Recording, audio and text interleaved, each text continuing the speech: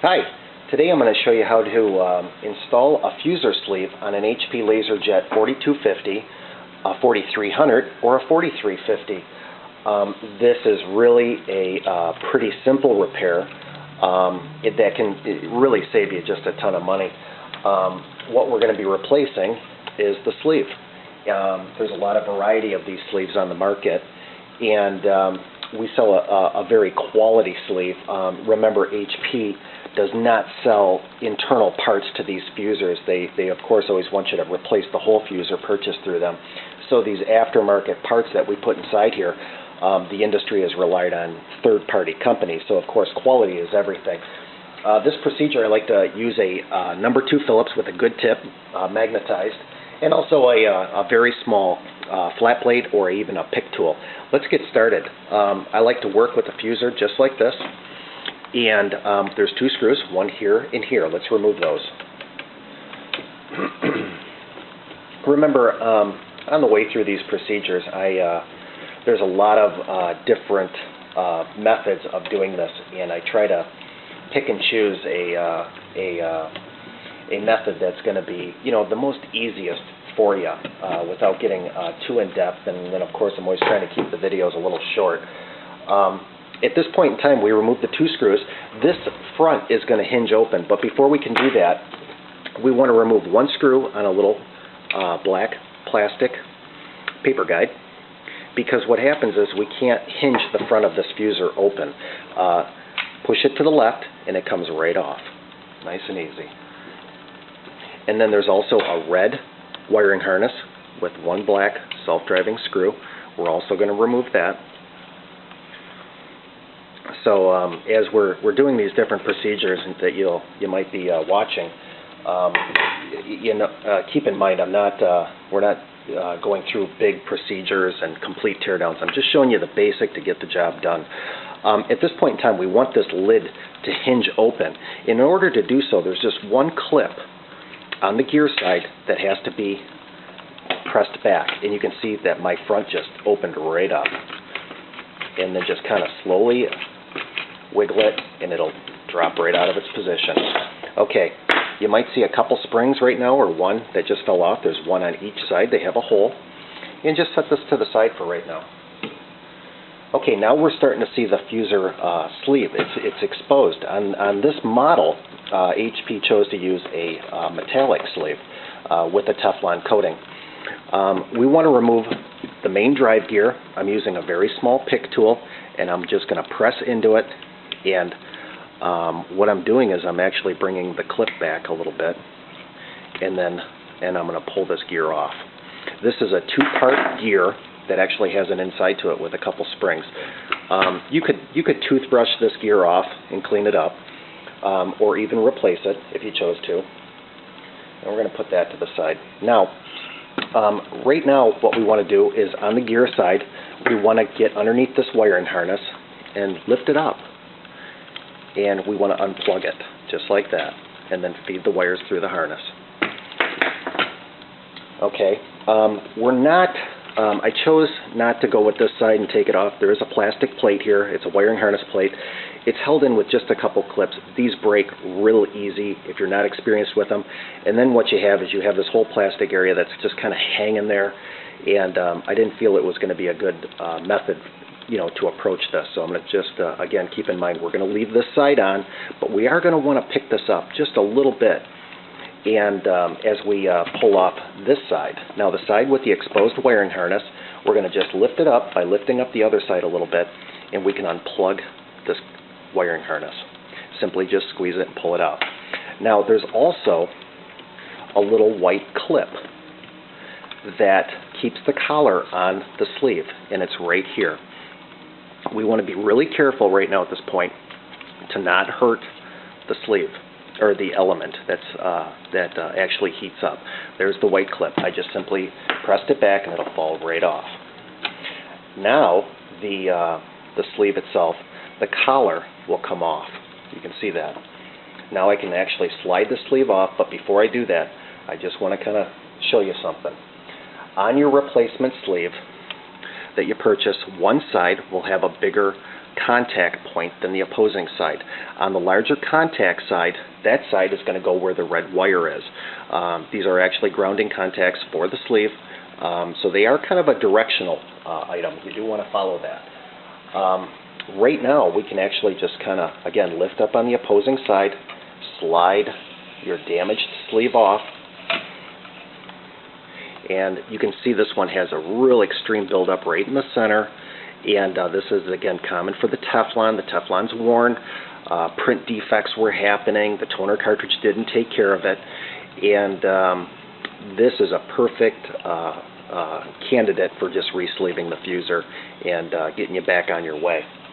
So right now at this point, what I like to do is we're going to use a lubricant agent on the element, and I actually have an element here, which I was going to show, and it's actually a ceramic glass that's on the bottom of this that we're going to lubricate, and we want to really get that lubrication in there. And when you purchase one of our sleeves, we provide this lubrication. The lubrication is the key to this repair. So many of our customers that have purchased these fusers from other companies have just experienced such bad results. Not because of the quality of the sleeve that they have purchased, but the quality of the lubricant that they use. The lubricant, we provide a little bit of this with our sleeves. This stuff is extremely pricey. It's about $150 for just a very small amount of it. Now what I like to do is, again, I'm using a glove, and I put some lubricant right on the end of it. And if you don't have a glove, we don't provide these. You can use a sandwich baggie or some saran wrap, and again, you just don't want to get it on you.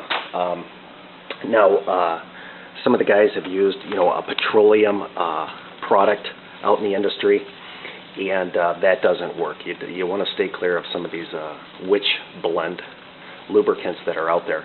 Now, what I'm doing is, I'll show you a little example on this one, is I'm actually just getting this lubricant nice and good all over this element, real heavy. And you want to do this and just build it up real nice and well. You don't, not too much worried about the other side of it up here, but we want to get it all across this glass. So at this point in time, we have sufficient amount of lubricant, and we're just going to go ahead and reinstall the sleeve. I like to just pick it up carefully. We don't want to damage the new one, or of course, scratch it. So just give yourself some room and just slide it in nice and easy and get it over the opposing collar. Okay, now we can install the other, the bushing or the collar on this side, and it simply just slides right into place. And you want to push it in all the way. You don't want to fight anything right now. You just want it to go right in its socket. And we're going to reinstall the little white clip and just put it right down at the bottom. And take your time with this. Sometimes things fall or they break. Or I'm sorry, you don't want them to break. You just want to just take your time. Now that one just clipped nice and easy into place. And now we want to drop the assembly back into its socket and reattach the black plug. Simply lift up again. There we go. Now you can see it. It's nice and easy. It's back in its socket. Now we can retract these wires back into their wiring harness. Again, I tried to stay clear of that other side rather than giving an approach on this to tear down the whole fusing assembly. And when we redo these, we do try to get in depth with the fuser, and more so than what you're seeing right now. Okay, so the wiring harness is in nice and well, and we can reinstall the gear. The gear again has a little cutout on it, and it will only go on the shaft in one way. And pull back on it, make sure it's locked into its socket. Now we can reinstall the cover plate. Again, remember, these springs, they might fall out at you, no big deal. And start off with the little grooves in the middle at the bottom, and simply just put it back into its socket, trying to keep that little red wire out of your way. And you're just going to push it forward, and you'll notice there's a couple little nipples on black part of those collars on the one that we took off, one on each side. At this point in time, you may have to hold the fuser and press down real hard. Okay, this clip locked it back into place, which is good. But you know, sometimes these clips, they don't lock into place, and you actually have to hold it down with your hand while you're working with a screwdriver to reinstall the 2 screws on the top. So you can see this is a real easy repair on a fuser that's quite expensive. So we got one screw in. Let's put the opposing screw in. And again, I try to work just like you. I don't try to manipulate the video. It is what it is, and so sometimes you'll see me struggle. Let's put in the red wiring harness. Again, this is a grounding contact. That was part of that side of the fuser sleeve that had that larger cutout in it for that contact point. It's just like a little brush, wire brush that kind of hits it. Okay, let's reinstall the little black plate. Again, real simple. Hole lines up.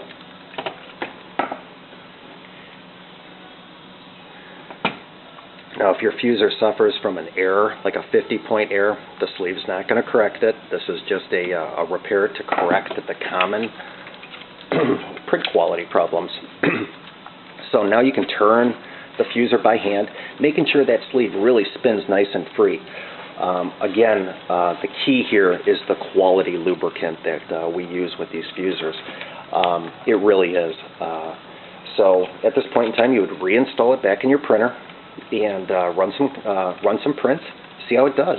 And if just by accident you happen to get it like a fuser error, remove the fuser and just check your contacts. Make sure all the plugs are plugged in real good on both sides, just in case. And also, when we were working with this element, you really want to make sure you're not getting aggressive with it, because this porcelain will crack so quickly, and if it cracks, you're definitely in a position at that point in time where you're going to have to purchase a new fuser. So I hope this was helpful for you today on a repair that really is simple, requires just a couple tools, and it can save you a bunch of money. We sell these sleeves with the lubricant for under $50, and what a great repair. Thanks again. Và bây giờ, đừng thương tôi nhé.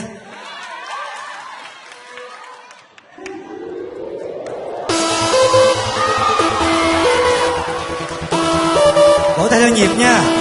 Những chỗ này rất cần các bạn.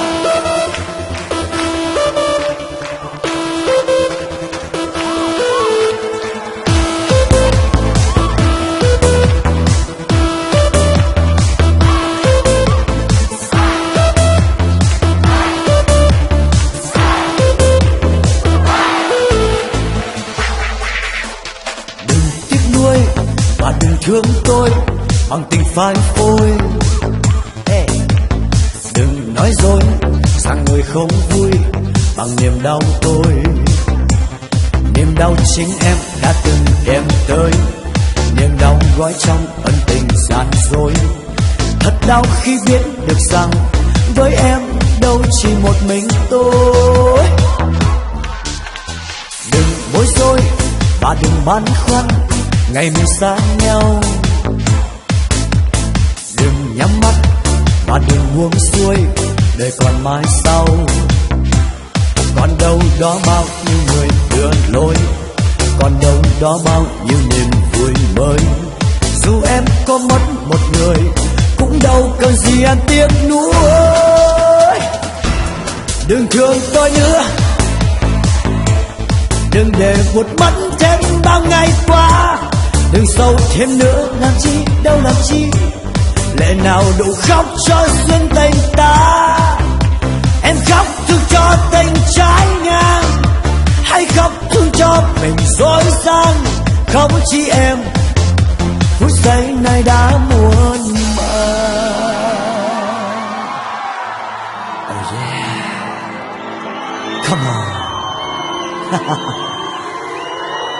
Come on. Yeah.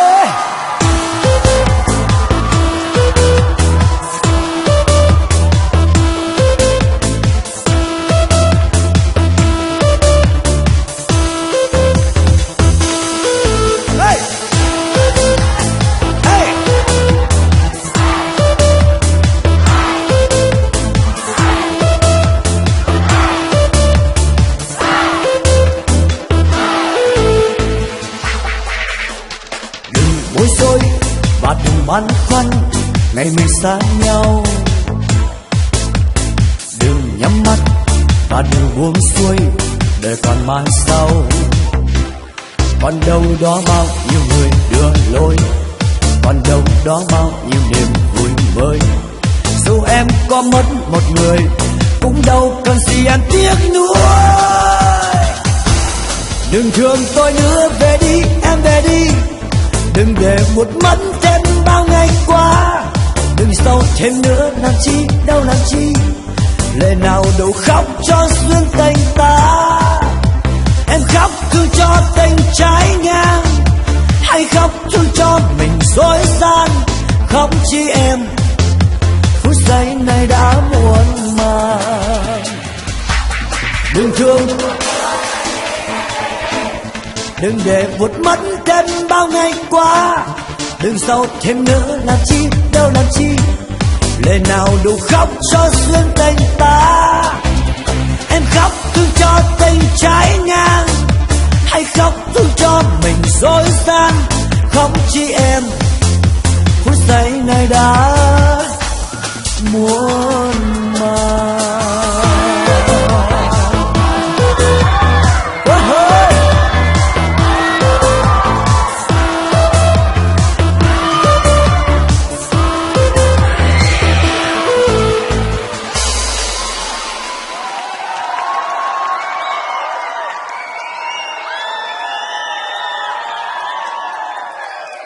Xin cảm ơn mọi người rất nhiều.